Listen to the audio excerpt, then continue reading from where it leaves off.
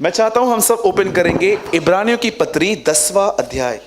Start से हम बहुत बेसिक से जाएंगे और मैं चाहता हूं आप में से जितने भी लोग पीछे हैं सब यहीं पर हैं, आप मेंटली यहीं पर हैं ना।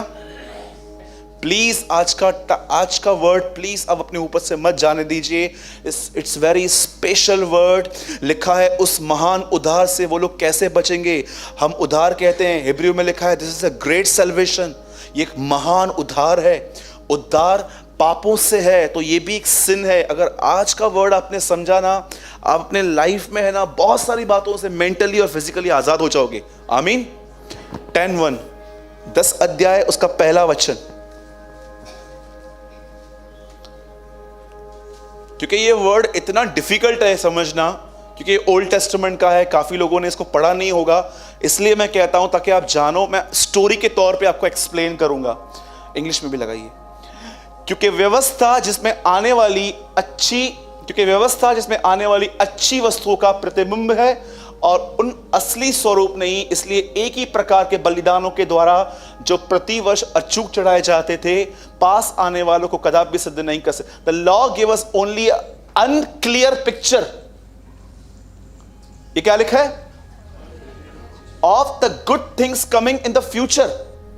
अब मैं चाहता हूं आप में से जिनके पास बाइबल है 3 गिनने के बाद आपको पढ़ना है, और अगर आपके पास बाइबल नहीं है तो आपको यहां पर हिंदी में जो लिखा गया है आपको वहां से पढ़ना है। और मैं विनती करता हूं अगर आप पढ़ना जानते हैं तो प्लीज मुंह खोल के पढ़िए।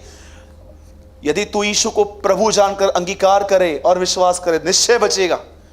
यह बहुत जरूरी है कि आप कुछ चीजें कन्फेस करो। 1 2 3।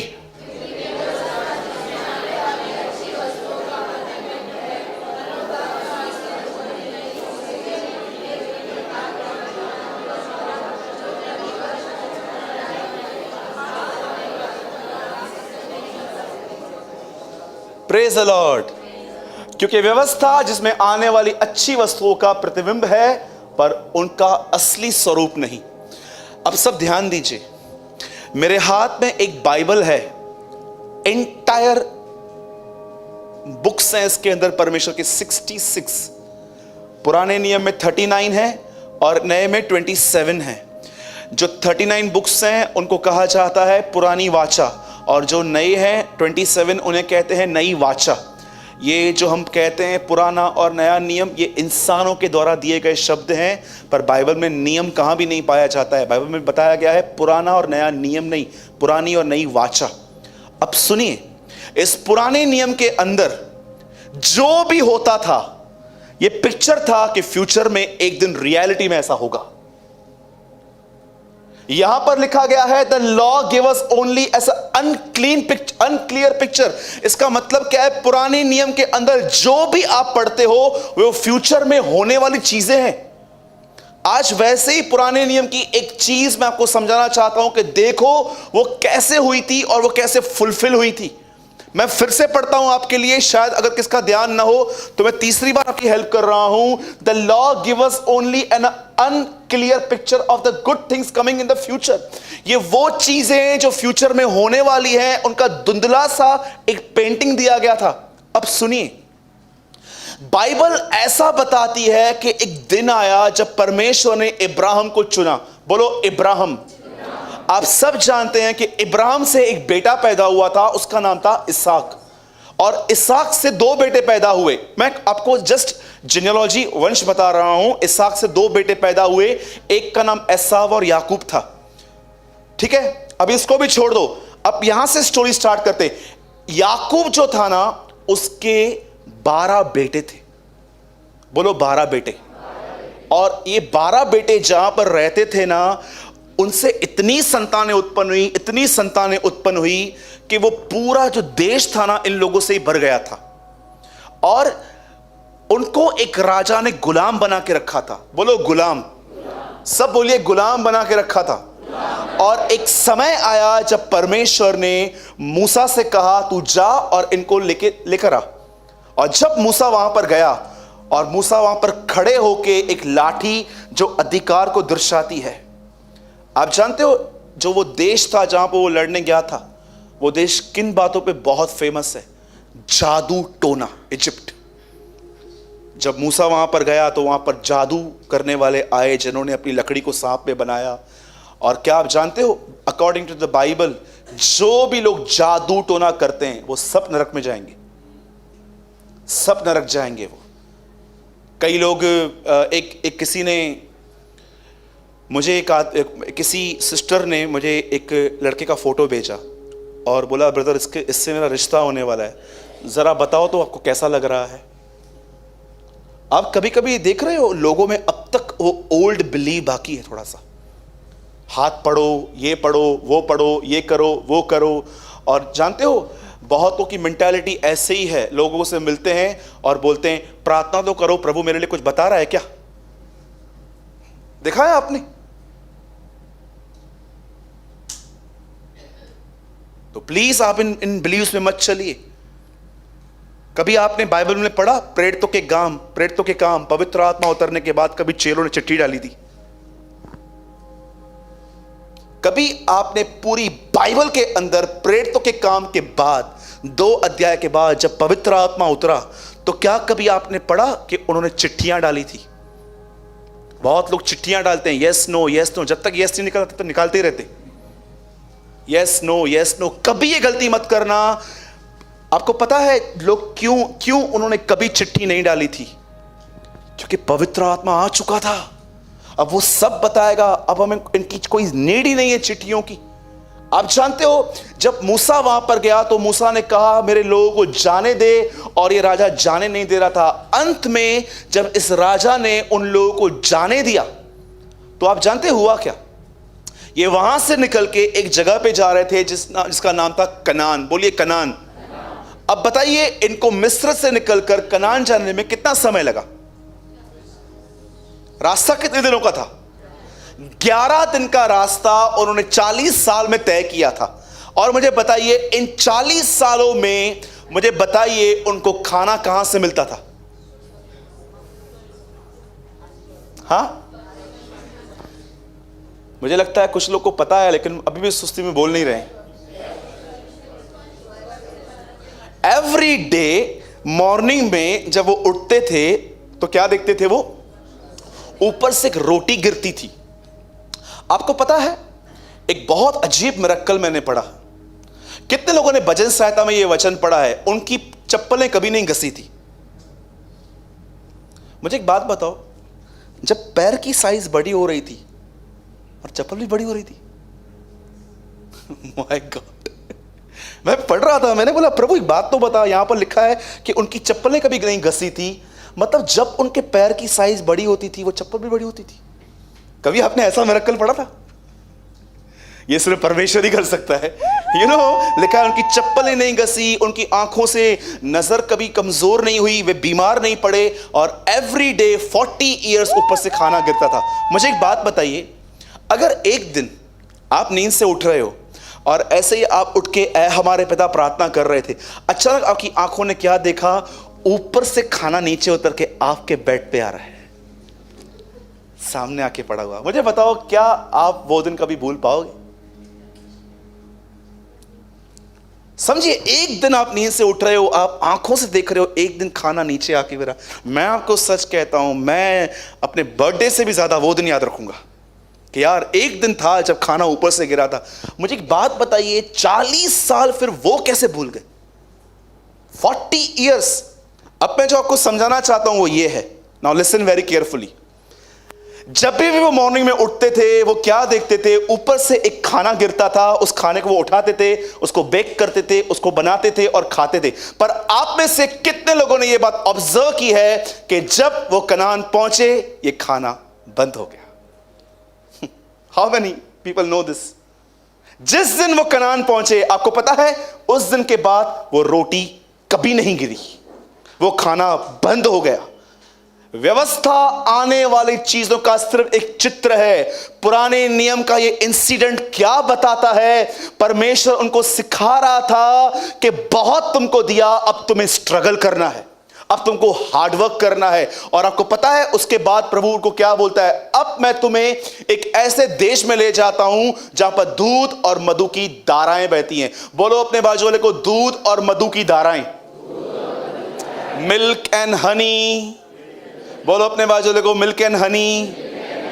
हाँ, फ्रूट एंड नट नहीं, बोलो मिल्क एंड हनी। जोर से बोलो, दूध और मधु, उसकी धाराएं। अब आप मुझे बताओ, दूध और मधु की धाराएं होती हैं कभी? बोल कैसे रहे हो? आप इमेजिन करो, क्या कभी ऐसा होता है कि आप कहां पर गए, वहां पर दूध की नदी थी, धाराओं की नदी थी? आपको भी पता है ये बात प्रभु ने बार बार कही थी, जो सच में दूध और मधु की धाराएं नहीं थी, कुछ और था।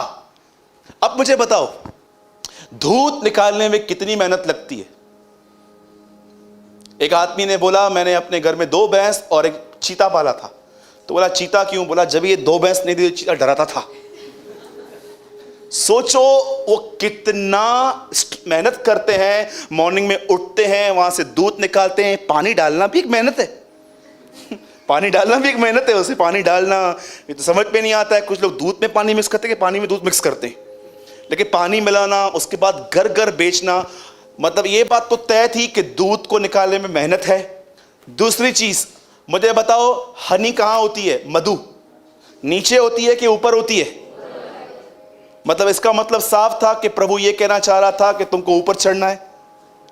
तो मुझे बताओ, ये दूध और मधु की धाराओं का मतलब क्या है? मैं तुम्हें एक ऐसे देश में ले जा रहा हूं जहां पर तुम्हें स्ट्रगल करना है। कोई समय था मैंने तुम्हें खिलाया था, लेकिन अब मैं तुम्हें एक ऐसे देश में लेके जा रहा हूं जहां पर तुम्हें दूध और मधु की धाराओं वाले देश में, जहां पर तुम्हें बहुत मेहनत करनी है।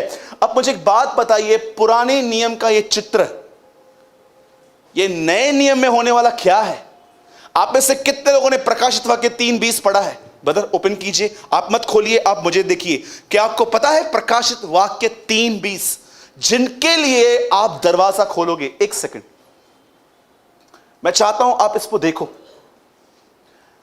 देख, मैं द्वार पे खड़ा हुआ खटखटाता हूं। अधिकतर लोग ये वचन अनबिलीवर को बताते हैं। देख, मैं द्वार पे खड़ा हुआ खटखटाता हूं, यदि कोई मेरा शब्द सुनकर द्वार खोलेगा तो मैं उसके पास भीतर आके उसके साथ भोजन करूंगा। यीशु कहता है, अगर तुम दरवाजा खोलोगे तो एक चीज हम करेंगे, और वो है मैं तुम्हें फीड करूंगा, मैं तुम्हें खिलाऊंगा। आप जानते हो एक दिन क्या हुआ? सब यहां पर ध्यान दीजिए। आप में से बहुत सारे लोग काम करने में बहुत एक्टिव हैं। जितना आपको टारगेट मिलता है कंपनीज में, जॉब में, आप सब करके आते हो। पर कई बार आपने अपने आप को देखा है, जब आप प्रभु के साथ बैठते हो तो कितने अधूरे मन से बैठते हो। जब यीशु कहता है अपने घर की खिड़की, ये दरवाजा बंद कर, मतलब अगर किसके पास पर्सनल रूम नहीं है तो ये वचन तो उसके लाइफ में फुलफिल ही नहीं होगा। रूम में जा, कड़ी लगा, ये लगा। यीशु सिंपल समझा रहा था, इस वर्ल्डली डिस्ट्रक्शंस के लिए, जो भी ये बातें आती हैं, इसके लिए अपने माइंड को बंद कर, स्टॉप कर इसको। आप जानते हो एक दिन क्या हुआ? सेम यही घटना जो मैं आपको बता रहा हूं, यीशु ने यूहन्ना के पूरे 6 अध्याय में एक्सप्लेन की। एक दिन हुआ जब प्रभु यीशु मसीह जब इजराइल में घूम रहे थे, तो उन्होंने कुछ लोगों को खाना खिलाया था। बोलो, खाना खिलाया। और जैसे उन्होंने खाना खिलाया, ये भीड़ यीशु के पीछे हो ली। और आपको पता है, अगले दिन ये भीड़ ढूंढते ढूंढते ढूंढते पता नहीं यीशु के कहां कहां चली गई। और वहां पर यीशु ने एक बात कहता है, बोलता है, सुनो, मैं तुम्हें बताता हूं तुम मुझे क्यों ढूंढ रहे हो। तुम मुझे इसलिए ढूंढ रहे हो क्योंकि मैंने तुम्हें खाना खिलाया था। वहां पर यीशु एक बात कहते हैं, वह रोटी जो ऊपर से गिरी थी, वही इंसिडेंट जो मैंने आपको बताया, जॉन चैप्टर 6, वह रोटी जो ऊपर से गिरी थी वो सच्ची रोटी नहीं थी। सच्ची रोटी मैं हूं, जीवन की रोटी मैं हूं। जो मुझे खाएगा वो कभी भूखा ना होगा, जो मुझे पिएगा वो कभी प्यासा ना होगा।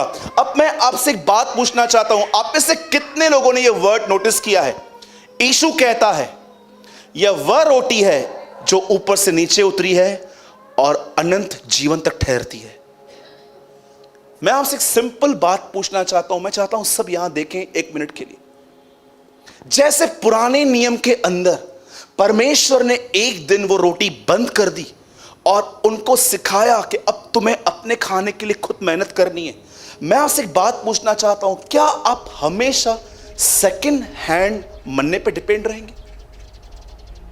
सिर्फ चर्च में जो मिलता है उससे डिपेंड रहेंगे? मैं आपको बताना चाहता हूं, अगर आप ऐसी लाइफ जी रहे हो कि जहां पर सिर्फ चर्च में ही प्रभु आपसे बात करता है, पर्सनली नहीं, तो मैं आपको बताना चाहता हूं आपके और खुदा के संबंध में कुछ गड़बड़ है। मैं आपसे पूछना चाहता हूं, कितने लोग हैं जो एवरीडे वह रोटी नहीं जिसे खाकर वो मर गए? आपको पता है बाइबल की शुरुआत कैसे हुई है? कि प्रभु ने आदम और हवा को खाने के द्वारा परखा। आप जानते हो इजराइल के लोग क्यों झगड़ा करते थे? खाने की बात पे। दानियल की पहली परीक्षा जानते हैं कहां हुई? उसे एक ऐसा खाना दिया जा रहा था जो एक यहूदी नहीं खाता था। यीशु की पहली परीक्षा क्या थी? पत्थर को रोटी में बना। प्रेरितों के काम का पहला कलीसिया में झगड़ा जानते हो किस बात पे हुआ? हमारे विधवाओं की सुद्धि नहीं ली जाती। और आप जानते हो बाइबल का अंत कहां पर है? जो जय पाए मैं उसे जीवन के वृक्ष में से दूंगा। क्यों बाइबल इतना खाने के लिए बात करती है आपको पता है? कभी आप इस बारे में सोचो, जितना आप इस सांसारिक भोजन के लिए मेहनत करते हो, क्या उतना ही आप परमेश्वर से पाने के लिए मेहनत करते हो? बताइए, लास्ट टाइम आप कितना टाइम प्रभु के साथ बैठे थे सिर्फ उसको सुनने के लिए? आपको पता है आफ्टर हिज बैप्टिज्म, बपतिस्मा लेने के बाद वो पहली बात कहता है, मनुष्य मेरे मुख से निकले गए वचन के द्वारा जीवित रहेंगे। His first word after baptism. आज मैं आपसे पूछना चाहता हूं, आप में से कितने लोग हैं यहां पर, हाथ मत उठाइए, कि आपको ऐसा लग रहा है यू आर सो लेजी? और जानते हो आपको लेजी किसने किया है?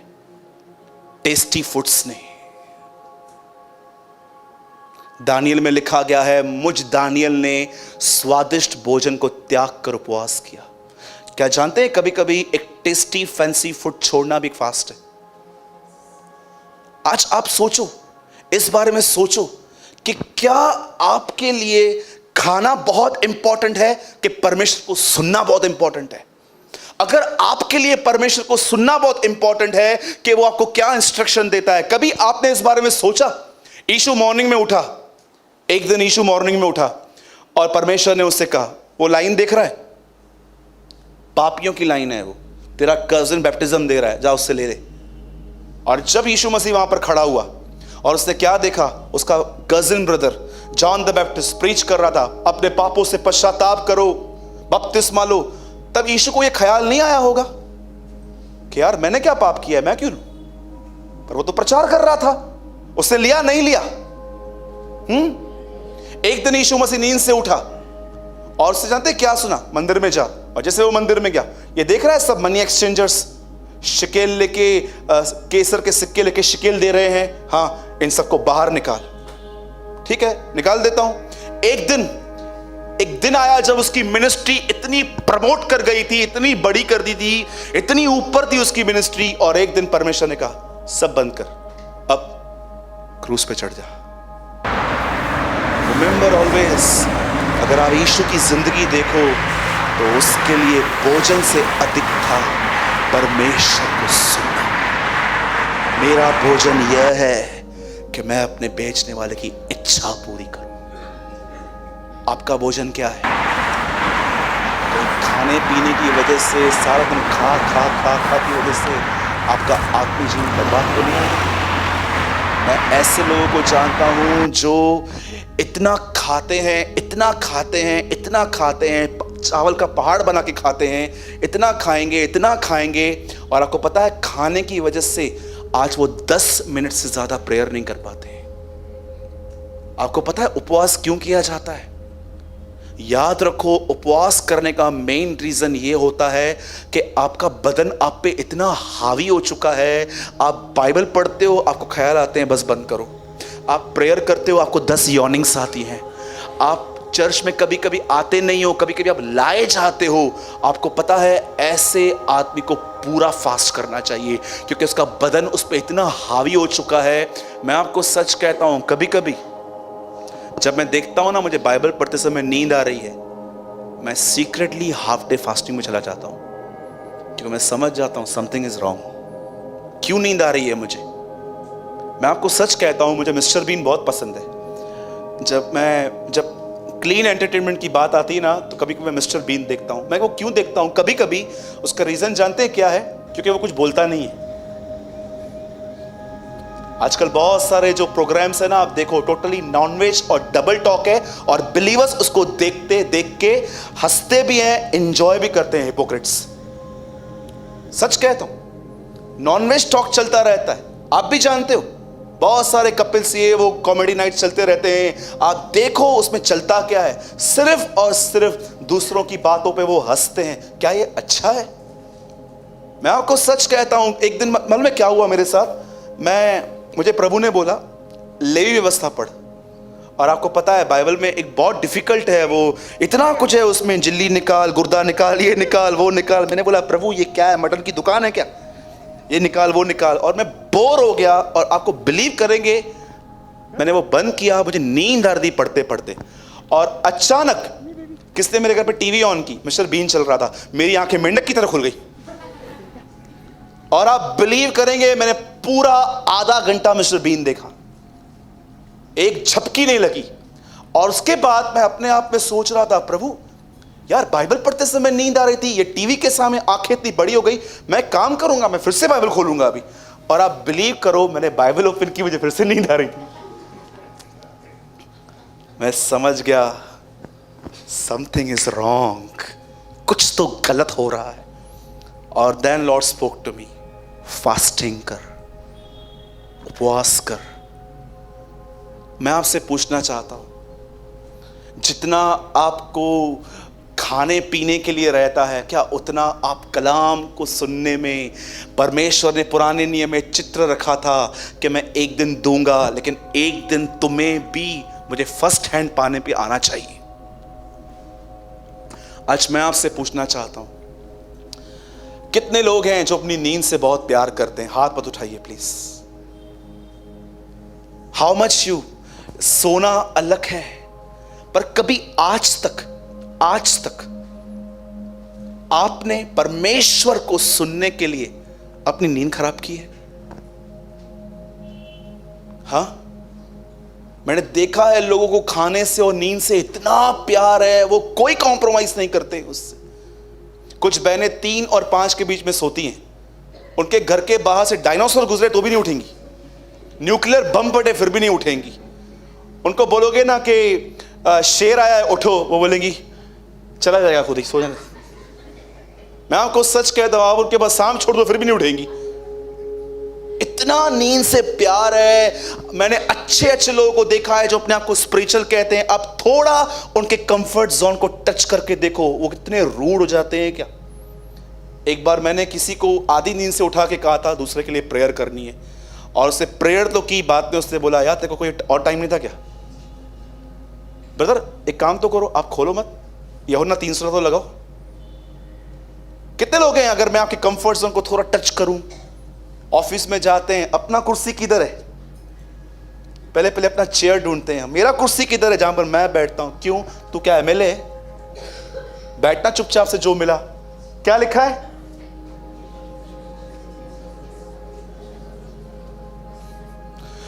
क्योंकि परमेश्वर ने जगत से ऐसा प्रेम रखा कि उसने अपना इकलौता पुत्र दे दिया, ताकि जो कोई इस पर विश्वास करे वह नाश न हो परंतु अनंत जीवन पाए। मैं ब्रैकेट में लिखता हूं, यह वचन एक आदमी को यीशु ने आधी रात को कहा था। How many people know? यह वचन यीशु ने एक आदमी को आधी रात में कहा था। एक आदमी आधी रात को यीशु के पास आया, उसने इसको शेक किया। अब कितने लोग ये बिलीव करते हैं यीशु ने ऐसा बोला होगा? परमेश्वर ने जगत से ऐसा प्रेम किया, ऐसा कि एक लौता पुत्र दे दिया। कितने लोग ये बिलीव करते हैं कि यीशु ने ऐसे बात की होगी? और जैसे यीशु ने ये बोला होगा, यूहन्ना वहां पर खड़ा होगा और यीशु ने ऐसा बोला होगा, सुन यह आज तू आया है 3 बजे। यूहन्ना ये मत लिखना सुन आज तू आया है। आपको लगता है जीसस ऐसे होगा? क्यों कोई आपके कंफर्ट जोन को थोड़ा टच करता है आप डिस्टर्ब हो जाते हो? जानते हो क्यों? क्योंकि तुम एक सुस्त व्यक्ति हो, तुम्हारी शहरपना सुस्ती की वजह से आज गिर गई है। एक दिन वन डे एक दिन थोड़ा अपना नींद का 1 घंटा कम करके उठो। अपने घुटनों पर आओ और वहां पर 1 घंटा प्रभु को बोलो, प्रभु मैं प्रेयर नहीं कर रहा हूं, मैं बाइबल रीड नहीं कर रहा हूं, मैं जस्ट यहां बैठा हूं, speak to me, your servant is listening. 1 घंटा आप बैठो, आपको ऐसे ऐसे काम याद आएंगे, ये करना है, वो करना है, वो करना है। उठ, आपके पेट में पता नहीं क्या होगा, आप बोलोगे नहीं बस यार। कभी कभी आधे घंटे के बाद आपको मन कहेगा आधा घंटा तू बैठा, अभी उठ। No, sit. याद रखना, उद्धार मुफ्त में है, गॉडलीनेस मुफ्त में नहीं है। बिली ग्राम ने कहा तुमने मेरी उन्नति देखी पर तुम्हें वो आंसू नहीं पता है जो मैं स्टेज के पीछे बहाता हूं। You don't know the tears, brokenness, pain. आज मैं आपसे पूछना चाहता हूं, आप में से कितने लोग हैं जो आज ये फील कर रहे हैं कि ब्रदर मैं आपको सच कहता हूं, मैं कंफर्ट जोन में रहता हूं, मैं थोड़ा भी अपने कंफर्ट जोन से बाहर नहीं आना चाहता। यीशु ने कहा जीवन की रोटी मैं हूं, जो कोई मुझे खाएगा वो भूखा न होगा। कितने लोग हैं जो जीवन की रोटी के लिए अपना समय निकाल के उसके साथ बैठते हैं। मैं आपको सच कहता हूं, मैं अपनी आत्मा में मैं क्या देख रहा हूं, आप में से बहुत सारे लोग धोखे में जिंदगी जी रहे हैं। उन्हें लगता है आप बहुत आत्मिक हो, लेकिन मैं आपको सच कहता हूं, अगर आप हम्बल बनो, अगर आप ऑनेस्ट बनो ना, तो आज आपसे परमेश्वर कहेगा नो, ये गलत है, यू आर वेरी डिफरेंट। मैं आपको सच कहता हूं, एवरी मॉर्निंग खुदा सुबह में उठता था खुदा से बात करने के लिए। प्रभु ने मेरे प्रभु से कहा। अगर आप सच में लेजीनेस से बाहर आना चाहते हो ना, मैं आपको सच कहता हूं। और कुछ लोगों को पता है क्या लगता है, थोड़ा सुनना तो मुझे पता है, सुनेंगे तो नहीं। ये बात लिखा है ना याकूब में, सुन तो लो। कितने लोगों ने वचन पढ़ा है याकूब में, सुन तो लो। अब मुझे बताइए, एक एग्जांपल देता हूं, कौन बैठा है जो बुरा नहीं मानेगा? ओके, चेतन भाई। मतलब बता, हमें बुरा लगता है, अभी लग रहा है। लिसन, एक दिन चेतन भाई ने प्रेयर किया, प्रभु मैं दुआ करता हूं यीशु मसीह के नाम से, मैं आपसे विनती करता हूं, मैं सुस्त हो गया हूं, मुझे एक काम करना, आप है ना मुझे सुस्ती से बाहर निकालो। ये प्रे करके वो सो गए, जैसे हम भी ऐसे ही करते हैं, खुद को धोखा देते हैं। और सवेरे उठे, जैसे वो नींद से उठे उन्होंने क्या देखा, 10:30 बजे हैं। क्या प्रभु तेरे को मैंने कल बोला सुस्ती से निकाल, तू नहीं निकाला ना? अगले दिन, प्रभु मैं दुआ करता हूं यीशु के नाम से, मुझे सुस्ती से बाहर निकाल। 1000 साल तक ये प्रार्थना करते रहना, कुछ नहीं होने वाला है। जानते हो प्रभु को क्या बोलो, प्रभु एक काम कर, 6 बजे डिस्टर्ब कर मुझे। जैसे मेरी आंख 6 बजे खुलेगी ना, ये मेरा प्रॉमिस है, मैं पलंग से नीचे पैर रखूंगा। करेंगे?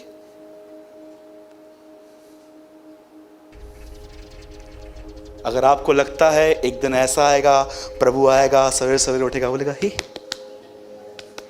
गुड मॉर्निंग, हाँ प्रभु गुड मॉर्निंग, अच्छा अच्छा अच्छा, चादर वेड़े भी, चादर लपेटेगा प्रभु, आपका तकिया बना करेगा, चला आजा। और जैसे आप ऐसे आंखें मैट ऐसे से साफ करते करते आप जाओगे और प्रभु आपका टूथब्रश बनाएगा, ऐसे फिर आपको पानी देगा, गुरड़ी कराई दो। उसके बाद वो आपसे कहेगा वेट वेट वेट वेट, फिर आपके ऑयल लेकर आएगा, आपके सर पे लगाएगा। ठीक है, मैं जाऊं? कितने लोग इमेजिन करते हैं ऐसा होगा? कभी नहीं होगा। ये उसका काम है। एक दिन मेरा नेफ्यू आया हुआ था घर पे और मुझे सुबह जल्दी उठना था। मैंने बोला प्रभु मुझे नींद से उठाना। आपको पता है 6 बजे मेरा नेफ्यू उठा, उसने मेरे पेट पे लात मारना चालू की, ऐसी लाते हैं ऐसी लाते हैं ऐसी लाते। मैंने उसको बोला हुआ क्या? प्रभु ने बोला तूने बोला था उठाने के लिए, उठाया, चलो उठा भी, जा प्रेयर कर। अरे मैं आपको सच कहता हूं, कभी कभी 6 बजे लाइट बंद हो जाती थी सवेरे सवेरे, और जैसे मैं उठूं लाइट आ जाती थी। मैं आपको सच कहता हूं, अगर आप ये महसूस करते हो कि प्रभु आपको ऐसे निकालेगा सुपरनेचुरल वे में, तो चुप हो जाओ। उसका काम है आपको उठाना, आपका काम है पैर नीचे रखना।